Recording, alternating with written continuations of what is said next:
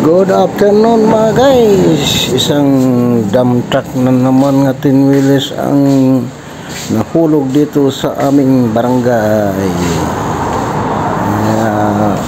Ang katuwiran ng driver, namatayan daw siya ng makina. Pwede ba magdo-diretso kung namatayan siya ng makina? Yung preminira sa niya para mag-engine brake. Swerte nga siya, kunting sugat lang niya sa paa. Lakad, normal naman lakad niya, walang diferensya. Nasugat na siya kunti, parang kinagat ng lamok. At pasalamat siya, lunch break ng mga construction worker dahil nag-recraft sila dyan, ginagawa yung nahulugan niya na yan. Tamang-tama, nagsisitain yung mga trabahador. Maswerte nga, hindi siya na namatay, hindi siya na sa awa ng Diyos.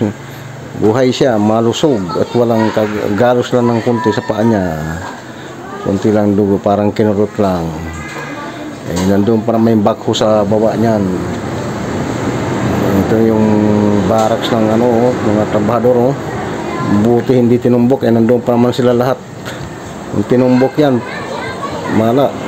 Tapos yung mga workers, itatrabahin dyan, kaya nandyan yung bakho sa baba dahil inaano yung recraft, naayos yung niya, yung carrier, yung concrete barrier dyan.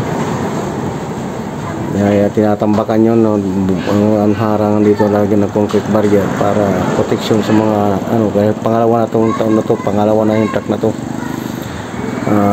Bali southbound siya, galing ng Calbayo papuntang Katbalugan. Balik pagdating dito sa aming barangay ay bigla na nahulog. Talagang babang-baba talaga siya.